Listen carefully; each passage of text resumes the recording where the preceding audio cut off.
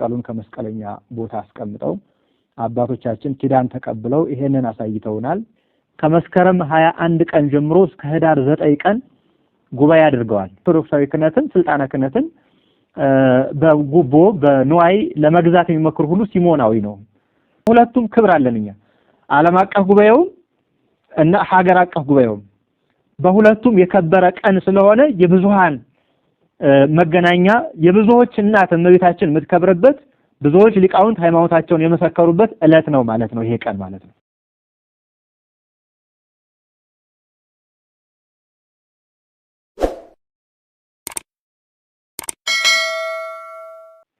በስመ አብ ወወልድ ወመንፈስ ቅዱስ አሐዱ አምላክ አሜን።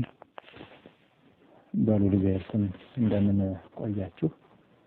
ልዑል አምላካችን እግዚአብሔር በሀብት ስቦ በረድኤት አቅርቦ በመንፈስ ቅዱስ በጸጋው መግቦ በቸርነቱ በይቅርታው እስከዚህ ዕለት እስከዚህ ሰዓት ስላደረሰን ስሙ የተመሰገነ ይሁን። ዛሬ ዕለቱ ብዙኃን ማርያም ነው። መስከረም 21 ቀን የእመቤታችን ዓመታዊ በዓል ነው። ዛሬ የምንማማረው በዚህ ጉዳይ ነው፣ በዚህ ዙሪያ ነው ማለት ነው። ዕለቱ መስከረም 21 የእመቤታችን ወርሃዊ መታሰቢያም ዓመታዊ በዓልም ነው። በስያሜ ደረጃ ብዙኃን ማርያም የብዙዎች ማርያም ወይም ብዙዎች የተሰበሰቡበት ዕለት ማለት ነው። የዚህን ዕለት ዝርዝር ይዘቶችን በተወሰነ መልኩ ባለችን ሰዓት እንወያይበታለን። ለምን ብዙኃን ማርያም ተባለ? ዕለቱ ምን የሆነበት ነው? ምንድነው ታሪኩ? እኛ ደግሞ ለህይወታችን የሚበጀን ከዚህ ውስጥ ምን እናገኛለን የሚሉ ነገሮችን ሁሉ እናይበታለን። ብዙኃን ማለት በሁለት ምክንያቶች ነው የተሰየመው ብዙኃን ማርያም የሚለው። አንደኛው ስያሜ በ325 ዓመተ ምህረት ቅዱሳን አባቶቻችን 318 ሊቃውንት አስተጋብኦ በሐውድ ከአራቱ ማዕዘን ተሰብስበው በኒቅያ ጉባኤ ያደረጉበት ዕለት መታሰቢያ ስለሆነ ነው። ብዙኃን ብዙ ሊቃውንት የተሰበሰቡበት የእመቤታችን ዕለት ማለት ነው። ከአራቱ ማዕዘን አርዮስን ለማውገዝ አባቶቻችን ጥሪ ተደርጎላቸው አዝግመው የደከሙት በምርኩስ የጸኑት በእግር የደረሱት መስከረም 21 ቀን ነው የተሰበሰቡትና የእነሱን መሰባሰብ የሚያመለክት ነው ማለት ነው። በዚህ ጉዳይ በጥቂቱ እንሄድበታለን።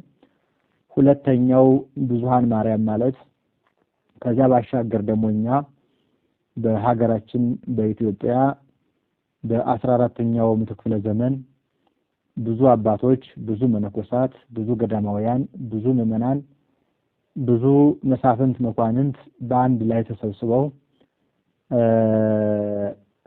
በግሸን ደብረ ከርቤ ላይ የክርስቶስን መስቀል ያስቀመጡበት ከእመቤታችንም ቃል ኪዳን የተቀበሉበት ቀን ስለሆነ የብዙ ምዕመናን መሰባሰቢያ ዕለት መታሰቢያ ስለሆነ ብዙኃን ብዙዎች የሚሿት የብዙዎች እናት ማርያም ተብሎ ይታሰባል ማለት ነው። ይሄ እንደሚታወቀው የጌታችን የኢየሱስ ክርስቶስ መስቀል በአፄ ዳዊት ዘመን እስከ ስናር ደርሶ በአፄ ዘርዓ ያዕቆብ ወደ መሀል ሀገር መጥቶ 3 ዓመት ከ3 ወር ያህል መላው የኢትዮጵያን ተራሮች ገዳማት እየዞረ እየባረከ ቆይቷል። መስቀል ወደ ሀገራችን የገባው መስከረም 10 ቀን ነው። ከመስከረም 10 ቀን ጀምሮ እስከ 16 ቀን እንደ ዋዜማ ሆኖ ሲያገለግል ኑሯል። ከዚያ በኋላ የመስቀል በዓል ከ16 ዋዜማ ጀምሮ እስከ 21 ድረስ በሙሉ ክብር ሲከበር ኑሯል። በበለጠ ደግሞ የሁሉም መሰባሰቢያ ሆኖ የቅዳሴ ቤቷ መስቀሉ ተመርጦ ቅዳሴ ቤቱ ተከብሮ ሁሉ ህዝብ ተሰባስቦ በዓሉን ያከበረበት ዕለት መስከረም 21 ቀን ነው ማለት ነው። በግሸን ደብረ ከርቤ ተራራ ላይ መስቀለኛ ቦታ ላይ መስቀሉን ከመስቀለኛ ቦታ አስቀምጠው አባቶቻችን ኪዳን ተቀብለው ይሄንን አሳይተውናል። ይሄ ብዙሃን ማርያም የሚለውን ስያሜ አሰጥቷል ማለት ነው። ወደ መጀመሪያው ክፍል ስንነሳ እንግዲህ ሲወርድ ሲዋረድ ሐዋርያዊ ጉባኤ የተገለጠበት ዕለት ነው። ብዙሃን ማርያም የሚባለው ሐዋርያዊ ጉባኤ ቅዱሳን ሐዋርያት መድኃኔ ዓለም ክርስቶስ ሳለ ከሱ ጋራ ሲወጡ ሲወርዱ ሲመላለሱ ኑረዋል። 3 ዓመት ከ3 ወር የእጁን ታምራት የቃሉን ትምህርት የሰውነቱን ትሩፋት ተመልክተው በፍጹም ልቡና ሁሉን ነገር ትተው እሱን ተከትለውታል። መድኃኔ ዓለም ክርስቶስ ወደ ሰማይ ካረገ በኋላ በ10ኛው ቀን ቅዱሳን ሐዋርያት መንፈስ ቅዱስን ተቀብለው በ71 ቋንቋ ከብረው ከነባሩ ቋንቋቸው ጋራ 72 ቋንቋ መናገር ችለዋል። ዓለምን ዙሮ ለማስተማር ወጡ ማለት ነው። ዙሮ ዓለምን አስተምረዋል። በመጨረሻም በ60 ዓመተ ምህረት ጀምሮ ጉባኤ አድርገዋል። ጉባኤ ሐዋርያት ስለ ብዙ ጉዳዮች በንስጥሮስ በሲሞን ጉዳይ ጉባኤ አድርገዋል። ክህነት እንዴት መሆን እንዳለበት ስለ ሥርዓተ ቤተክርስቲያን ጉባኤ አድርገዋል። በአጠቃላይ ኦርቶዶክሳዊት ስለሆነች ቤተክርስቲያን ጉባኤ አድርገው የምትመራበትን ሕግም አስቀምጠዋል። በሲኖዶሳቸው ትእዛዝ፣ ግጽው፣ አብጥሊስ በተባሉ መጽሐፎች ጉባኤ አድርገው የወሰኑልን ሥርዓት እናያለን ማለት ነው። ይሄ ጉባኤ የዕቅበተ እምነትን የመጠበቅ ቤተክርስቲያንን የማጽናት የማነበር ለማዝለቅ ከክርስቶስ የተቀበሏትን ለትውልድ የመስጠት ነው ማለት። ከዚህ የተነሳ በኦርቶዶክሳዊት ቤተክርስቲያን ሐዋርያዊት ትባላለች ማለት ነው። ሐዋርያዊት ማለትም ሐዋርያት ከነቁ ከክርስቶስ ትምህርቱን ተቀብለው ጠብቀው ለሌላው እንዳስረከቡ ሐዋርያዊነት ከሐዋርያት እየተቀበሉ የጠበቁ መኖር ነው ማለት ነው። ምክንያቱም ከነቁ ስለማይለይ ከዋናው አንድ አድርጎ ስለሚያኖር ማለት ነው። ቤተክርስቲያን ሐዋርያዊት፣ ኩላዊት፣ ቅድስት፣ አሐቲ የምትባለው በዚህ ሂደት ውስጥ ነው ማለት ነው። ከሐዋርያት በኋላ የተነሱ ሐዋርያውያን አበው ናቸው። በዘመናቸው የገጠማቸውን ችግር ሁሉ ያለፉ ቤተክርስቲያንን ሐዋርያዊነትን ሲያስተላልፉ መጥተዋል። ከሐዋርያውያን አበው በኋላ ዘመነ ሰማዕታት ተተካ።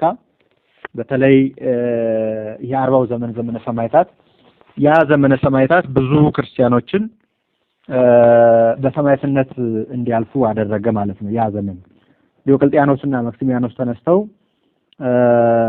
አብያተ ክርስቲያናት ይዘጉ፣ የጣዖት ቤቶች ይከፈቱ ብለው አዋጅ ከመንገራቸው የተነሳ መጻሕፍት ተቃጠሉ፣ የሚቆነጸሉ ተቆነጸሉ፣ ምዕመናንም የሚታረዱት ታረዱ፣ የሚሰደዱ ተሰደዱ። አብያተ ክርስቲያናት ተዘጉ። 40 ዘመን ነው ዘመነ ሰማዕታት ተብሏል። ከዚህ በኋላ እግዚአብሔር ተባሪውን መፈራረቅን የሚያስቀር እግዚአብሔር ዲዮቅልጥያኖስን አሳልፎ ሃይማኖቱ የጸና ምግባሩ የቀና ቆስጠንጢኖስን አነሳ በ313 ዓመት ጀምሮ። ከዚህ በኋላ እንግዲህ ቤተክርስቲያን ከነበራት መከራ ማገገም ችላለች ማለት ነው። ቤተክርስቲያን በመስቀል ላይ ያለች እንደመሆኗ መሰረት የክርስቶስን መስቀል ተሸክማ አምልኮቱን ስትመሰክር የመጣች ናት። በዚህ ጊዜ ምንም እንኳ እነዚህ የአሕዛቡ ጠላት ይፋዊ በሆነው በመቁረጥ በመፍለጥ ላይ የተመሰረተው ጋብ ቢልም ውስጣዊ የኑፋቄ ጠላት ደግሞ እንክርዳዱን መዝራቱን አልተውም። አርዮስ ሎቱ ስብሐት በክርስቶስ ላይ ኑፋቄውን ይዞ ተነሳ። ከሶስቱ አካላት አንዱን አካል ወልድን በባህሪ የመለኮቱ ሎቱ ስብሐት ፍጡር እስከ ማለት ደርሶ ተነሳ ማለት ነው። በዚህ ጊዜ የአርዮስን ኑፋቄ የአርዮስን ክደት ለይተው ክርስትናን ሃይማኖትን ለማጽናት አባቶቻችን በ325 ዓመተ ምህረት ጥሪ ተደርጎላቸው ጥሪ አድርገው ለ5 ወር ሲጓዙ ከርመው ጉባኤያቸውን የጀመሩበት ቀን መስከረም 21 ቀን ነው። ከመስከረም 21 ቀን ጀምሮ እስከ ህዳር 9 ቀን ጉባኤ አድርገዋል። በዚህ ጉባኤ ከዚህ በፊት የተነሱ ንዑሳን መናፍቆችንም አውግዘው ለይተዋል። ራሰ መናፍቅ የሆነው አርዮስንም አውግዘው ለይተውበታል በዚህ ቀን ማለት ነው። ስለዚህ የብዙዎች ሊቃውንት መሰብሰቢያ ጉባኤ መክፈቻ ቀን ነው ይሄ ቀን። ከዚያ በፊት አርዮስ በቅዱስ ጴጥሮስ ተፍጻሜተ ሰማዕት ምክር ተቀብሏል፣ አልተመለሰም። በኋላ በአኪላስ ምክንያት እጁን ለማስገባት ሞክሯል። ቅዱስ ለእስክንድሮስ አስተምሮታል፣ አልተመለሰም፣ አውግዞ ለይቶታል። ከዚህ በኋላ ዓለም አቀፍ ጉባኤ መጥቶ ተሰብስቦ አውግዞታል። ከዚያ ይይዞ ጉባኤያት በአራት መንገድ ይጠራሉ። የቤተክርስቲያን ጉባኤያት አንደኛው ጉባኤ ዓለም አቀፋዊ ጉባኤ ይባላል። እንደዚህ አራቱ ሊቃነ ጳጳሳት የተገኙበት ሁሉም ቤተክርስቲያን አንዲት ብትሆንም በያሉበት ተወካዮቻቸው መጥተው የተሳተፉበት ቃል የሰጡበት ውግዘት ነው ማለት ነው፣ ወይም ደግሞ ጉባኤ ነው። ሁለተኛው ጉባኤ አህጉራዊ ጉባኤ የሚባሉ እንደ ኒቄያ፣ እንደ ቀርጣግና፣ እንደ ሎዶቅያ ያሉ ጉባኤዎች በአህጉር የተደረጉ ጉባኤዎች ናቸው። ሶስተኛው ጉባኤ ሲኖዶሳዊ ጉባኤ ማለት በአንድ መንበር ስር የሚደረግ ጉባኤ ነው። በአንድ ፓትርያርክ ስር የሚደረግ ጉባኤ ነው። ሊቃነ ጳጳሳቱን ኤጲስቆጶሳቱን ይዞ የሚያደርገው ጉባኤ ነው። አራተኛው ጉባኤ የሚባለው አንድ ካህን በተሰጠው በሐዋርያዊ ጉባኤ፣ በዓለም አቀፉ ጉባኤ ስር፣ በአህጉር አቀፉ ጉባኤ ስር፣ በሲኖዶሳዊ ጉባኤ ስር ሆኖ ለአንድ ምዕመን የሚሰጠው ወይም ለኦርቶዶክሳውያን የሚዘክረው ሐዋርያዊነት ቅብብሎሽን የሚያስተላልፍበት ጉባኤ ሊባል ይችላል ማለት ነው።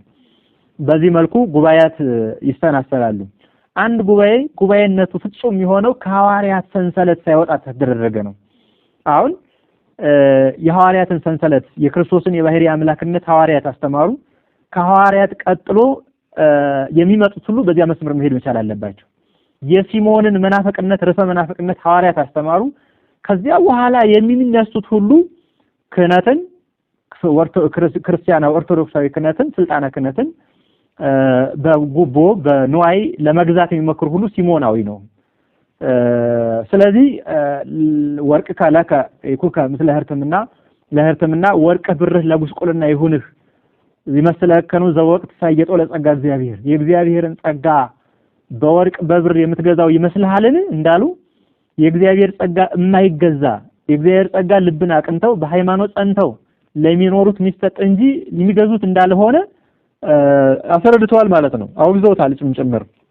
ስለዚህ ከሐዋርያዊነት ሰንሰለት የሚወጣ ከሆነ ሐዋርያዊ አይደለም። ሰለስቱ ምዕት ጉባኤ ያደረጉት በሐዋርያት መስመር ነው።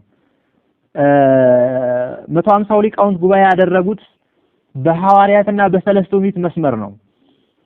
200 ሊቃውንት በኤፌሶን ጉባኤ ያደረጉት በሐዋርያትና በኒቅያ እና በ150 ሊቃውንት መስመር ነው። ከዚያም በኋላ የተነሱት ሊቃውንት በዚያ ሂደት ነው ያደረጉት። ቀኖናቸውም በሁለት መንገድ የተወሰነ ነው። አንደኛው ያለ ግዘት የተደረገ ቀኖና አለ፣ በውግዘት የተደረገ ቀኖና አለ። የውግዘት ቀኖና ምንለው ሐዋርያት ስለ ክህነት እንዲህ ያደረገ የተወገዘ ይሁን ብለው ያስቀምጧቸው ይኖራሉ አሉ። አጠቃላይ ሰለስቱ ምዕትም እንደዚሁ በውግዘት ያደረጓቸው ቀኖናዎች አሉ። ያለ ውግዘት የተደረጉ ቀኖናዎች ደግሞ አሉ። ወዝንቱ ዘንበለ ግዘት ይላል ሳነገስ፣ ይሄ ከውግዘት ውጭ ነው፣ በእኛ ዘመን ይሄ ነው፣ ይሄን አድርጉ ብለው ያስቀምጣሉ። ይሄ ማለት በጊዜው የተደረገ ሁኔታን አይቶ የሚደረግ ከሆነ ነው። ለምሳሌ ሁኔታን አይቶ የሚደረግ ከሆነ የሚባለው የችግር ዘመን ቢመጣ በዚያ ዘመን ቤተክርስቲያን ምን አይነት አገልግሎት ይኖራት የሚሉ ነገሮች ዘንበለ ግዘት ሊሉ ይችላሉ እንጂ ክህነትን፣ ሃይማኖትን፣ ጥንታዊ ኦርቶዶክሳዊ ቀጣይነትን ቤተክርስቲያንን መሰረት ባደረገው ጉዳይ ላይ ይሄ መቀበል ነው። ከዚያ በኋላ ያለው ትውልድ ያንን እየተቀበለ ያንን እየጠበቀ ያንን እየሰጠ መኖር ነው። እኛ ራሳችን በዚህ ዘመን ያለን ሰዎች እንቀበላለን፣ እንጠብቃለን፣ እንሰጣለን። የኒቅያ ጉባኤ ይሄንን ስራ ነው የሰራው። መሐል ላይ የተነሱ ምናፍቃንን ቆርጦ ለየ። ከአንድ ቤተክርስቲያን ማህበርተኛነታቸው ለየ። መድኃኔ ዓለም ክርስቶስ ወንድም ቢያስቸግርህ ለብቻ ምከረው፣ አሁንም ቢያስቸግርህ ሶስት ነህ ምከረው። አርዮስ ቢያስቸግር ቅዱስ ጴጥሮስ ተፍጻሜ ጾማይት መከረው። አሁንም ቢያስቸግር ጴጥሮስ ለእስክንድሮስ ሆነው መከሩት። አሁንም ቢያስቸግር ግን ለቤተክርስቲያን ነገሯት። ቤተክርስቲያን ደግሞ ተሰበሰበችና ጉባኤዋ ተሰበሰበና አውግዘው ለዩት። እምቢ ካለ ግን ለቤተክርስቲያን ነገራት። ቤተክርስቲያን ደግሞ እንደ አረሚ ትቁጠረው። ፈጽሞ እንደሌለ ተቆጠረው አለ እና በዚያ መሰረት ሀባህለው ክሌቶ ሰለስቱ ጉባኤን በስሜ 2-3 ሆነው በስሜ ቢሰበሰቡ ከመካከላቸው ገኛለሁ እንዳለ በዚያ መሰረት በዚያ ኪዳን አምላካዊ ኪዳን መሰረት ከመካከላቸው ተገኝቶ ያቀናላቸው እንዲያውም ከወይኑ አሐደ ኤጲስቆጶስ አወፈዮ ምርቲት ሃይማኖተ ቅዱስ ቄርሎስ በተረፉ ላይ ከኤጲስቆጶሳት እንዳንዱ እየተገኘ ቀን ከጉባኤያቸው እየዋለ ግን ከምግብ ቦታ ግን እየታጣቸው ከ318ቱ ሊቃውንት መካከል ተገኝቶ እያቀናላቸው ነው እዚህ የደረሱት ማለት ነው አባቶቻችን እና ይሄ ብዙሃን ማርያም የሚባለው እምንለው የምናከብረው ብዙ ሊቃውንት አባቶቻችን አራቱ ሊቃነ ጳጳሳት የእስክንድርያው የቁስጥንጥንያው የአንጾኪያው የኤፌሶኑ አጠቃላይ የኤጲስቆጶሳት ጳጳሳት ርቱዓን አባቶች የተገኙበት ነው እነ ቅዱስ ቶማስ ዘመራስ ለሃይማኖታቸው ሲሉ አጽቃጽቃቸውን የተቆራረጡ የተገኙበት ነው ማለት ነው እነ ቅዱስ አትናቴዎስ ሊቀ ዲያቆናት የተገኙበት ነው እነ ቅዱስ ለእስክንድሮስ ሃይማኖታቸው የጸና ምግባራቸው የቀና አባቶች የተገኙበት ነው እነ ቅዱስ መቃርዮስ ዘኢየሩሳሌም ሰማዕትነትን የተቀበሉ መሻታቸውን ያስቀመጡበት አመክንዮ ሐዋርያትን የላኩበት ነው ማለት ነው በዚህ ጉባኤ ሱር ቤተክርስቲያን ሁለንተናዋ ተገኝታ ወስናለች ሁለንተናዋ በምድር ያለችው የእግዚአብሔር መንግስቱ የሚተላለፍባት ቅዱስ ኦርቶዶክሳዊት በሐዋርያት የጸናችው በሐዋርያዊነት ጸንታ የኖረችው በሰለስቱ ምዕት ጉባኤ በብዙሃናዊ የተሰበሰቡ በብዙሃን ዕለት የተሰበሰቡ ሁሉ ይወሰኑበት ነው ማለት ነው እና ከነዚህ ቅዱሳን አባቶች ርቱዕነታቸውን ለመመስከር ከነዚህ አባቶቻችን በሰማዕትነት መከራ ያልተቀበለ ብዙ የለም በንጽህና ወቀደስናው የማይታወቅ የለም በመናኔው የማይታወቅ የለም በአባትነቱ የማይታወቅ የለም በርቱ ሃይማኖተኛነቱ የማይታወቅ የለም ወንጌልን ያለ ፍርሃት ያስተማሩ አባቶች ናቸው ሐዋርያዊነትን ሳይሸራረፉ ተቀብለው ሲያስተምሩ የነበሩ አባቶች ናቸው በሰለስቱ ምዕት ጉባኤ የተገኙት ሌሎችም መጥተው ነበር በዚህ ጉባኤ መጥተው ነበር ከ3000 ያላነሱ ሰዎች ተሰብስበዋል የጸና የቀና ሐዋርያዊነትን ይዘው የተገኙ ከሐዋርያት አመክንዮ ጋራ የተስማማ ምስጢርን የተናገሩ ናምን በሃዱ አምላክ ብለው በአንድ አምላክ እናምናለን በአብ በወልድ በመንፈስ ቅዱስ እናምናለን በአንዲት ቤተክርስቲያን እናምናለን በአንዲት ጥምቀት እናምናለን ብለው ምስጢረ ሥላሴን ምስጢረ ሥጋዌን ምስጢረ ጥምቀት ምስጢረ ቁርባንን ምስጢረ ቤተክርስቲያንን ምስጢረ ትንሣኤ ሙታንን ያስተማሩ የሰበኩ አንድ ሆነው እነዚህ አባቶች ናቸው ስለዚህ የእነዚህ አባቶች ትምህርት የተላለፈበት ቀን የተጀመረበት ቀን ብዙሃን ማርያም ይባላል እኛ በሰንበት ላይ ደብረ ዘይት እንደሚባለው ሁሉ በሊቃውንት ጉባኤ ላይ የነዚህ አጼ ዘርዓ ያዕቆብ ጉባኤ መስቀሉ ያለበት መስቀሉን ተሸክማ ሀገራችን አባቶቻችን ተሰብስበው ኪዳን የተቀበሉበት ቅዳሴ ቤቱን ያከበሩበት በግሸን አምባ ላይ ያስቀመጡበት ትልቁ ሂደታችን ነው የምስጢር ጓዳችን ጭምር የታየበት ነው የእግዚአብሔር ቸርነት የተገለጸ ከሁለቱም ክብር አለንኛ ዓለም አቀፍ ጉባኤው እና ሀገር አቀፍ ጉባኤው በሁለቱም የከበረ ቀን ስለሆነ የብዙሃን መገናኛ የብዙዎች እናት እመቤታችን የምትከብርበት ብዙዎች ሊቃውንት ሃይማኖታቸውን የመሰከሩበት ዕለት ነው ማለት ነው ይሄ ቀን ማለት ነው እና በዚህ መልኩ እናከብረዋለን በዚህ መልኩ ታሪኩን እንናገራለን አርዮሳዊነትን እናወግዛለን መስቀላዊነትን ይዘን እንተሸክመን እንኖራለን አርዮሳዊነትን መናፍቃዊነትን ፈጽመን እንጠላለን መስቀላዊነትን ፈጽመን እንወዳለን ይሄን ሁሉ አስተባብረን ይሄን ሁሉ አይተን ይሄን ሁሉ እየተረክን የምንመላለስበት ቀን ማሰቢያችን ነው ማለት ነው ይሄ ማለት ነው ስለዚህ ሰለስቱ ምዕት በዚህ አበጉባኤው አርዮስን ተከራክረው ረተው አውግዘው ለይተው ኑፋቄው ትክክል አለመሆኑን ለይተው ከቤተክርስቲያን ለዩት አባቶቻችን ደግሞ የክርስቶስን መስቀል ወጥተው ወርደው አምጥተው ከግሸን አምባ ላይ ያስቀመጡልን እነዚህ ነገሮች እናስባለን ማለት ነው ኢትዮጵያ የእግዚአብሔር የምስጢር ጓዳው ናት ጥንት በቀዳማዊ ምኒልክ ጊዜ የሙሴን ጽላት የመጀመሪያዋን አምጥቶ እንደሰጠን ያችን ጽላት በጽዮን ቤተ መቅደስ ላይ እንደተቀመጠች ኋላም ደግሞ ሁለተኛውን ኪዳን ያደረገበትን ስጋውን የቆረሰበትን ደሙን ያፈሰሰበትን በሰማይ ተወርድ 3 በምድር 4 ተአምራት ያደረገበትን ከመሬት ከፍ ብሎ የተሰቀለበትን ቅዱስ መስቀል ለምስጢር ጓዳው ለኢትዮጵያ ሰጥቷል ማለት ነው። ያ መስቀል ያረፈበት ወይም ደግሞ ማረፊያ ቦታ ያገኘበት ዕለት ስለሆነ ይሄንን የብዙዎች ማርያም ብለን እናከብራለን ማለት ነው። ብዙሃን ማርያም ማለት ይሄንን ታሪክ ይሄንን ምስጢር ይዞ ያለ ቀን ነው ማለት ነው። እኛ ኦርቶዶክሳውያን የምናከብረው ነው። ዛሬ በዚያ መሰረት የክርስቶስ መስቀል ረጅም ጉዞ ተጉዞ ከእስክንድሪያ ባሻገር ብዙ የኢትዮጵያን ተራሮች የ3 ዓመት ከ3 ወር እየባረከ እንደተመላለሰ የኛም ኦርቶዶክሳውያን ዛሬ የሚችለው በእግር የማይችለው በሰረገላ በመኪና እያለ የክርስቶስ መስቀል ካለበት ቦታ ላይ ለመገኘት ጥረት ያደርጋል። ከዚያም ኪዳኑን ይቀበላል። በተሰጠው ኪዳንም ጸጋን አግኝቶ ይመለሳል ማለት ነው። የምናከብረው ከዚህ ተነስተን ዝም ብሎ የሚከበር ነገር የለም። እያወቀን እየተረዳን እንድናደርገው ግን ያስፈልጋል። ለምንድን ነው የምንሄደው? ለምንድን ነው የምናከብረው? ለምንድን ነው ብዙሃን የምንለው? ከሰለስቱ ምዕት ርቱዓዊ ጉባኤ የክርስቶስን መስቀል ቤተ መቅደስ ሰርተው ካደረጉት ርቱዓዊ ጉባኤ ተነስተን የምናከብረው ቀን ነው ማለት ነው። እኛ በጣም የታደልነን በተለይ በጣም ከፍ ብለን ስናደርገው በጣም መታደል ነው። በጣም በእያንዳንዱ ሂደቶች የለም የክርስቶስ መስቀል ያለው እኛ ጋር ነው። የጽዮን ታቦት ያለችው እኛ ጋር ነው። ይሄ ትልቅ ጉዳይ ነው። ብሉይ ሕጉም ሐዲስ ሕጉም ሁለቱም ሕግጋት በአይናችን እያየን ነው። እኛ እንደሌሎቹ እየሰማን አይደለም፣ በአይናችን እያየን ነው የተቀበልናቸው ማለት ነው። ስለዚህ በዚህ ምስጢር ውስጥ ነው እየተመላለስን ያለ ነው። ጉባኤውም ይሄንን የሚያረታ ይሄንን የሚያቀና ነው እና እግዚአብሔር አምላካችን ለዚህ በረከት ለዚህ ምስጢር ለዚህ ታሪክ ባለቤት ስላደረገን ስሙን እናመሰግነዋለን። የእግዚአብሔር ቸርነት የእመቤታችን አማላጅነት የሰለስቱ ምዕት ሊቃውንት ሃይማኖትና ጽናት ብርታት ከኛ ጋር ይሁን። የመስቀሉ ረድኤት ኃይል አይለየን። ወስብሐት ለእግዚአብሔር። ይቆየን።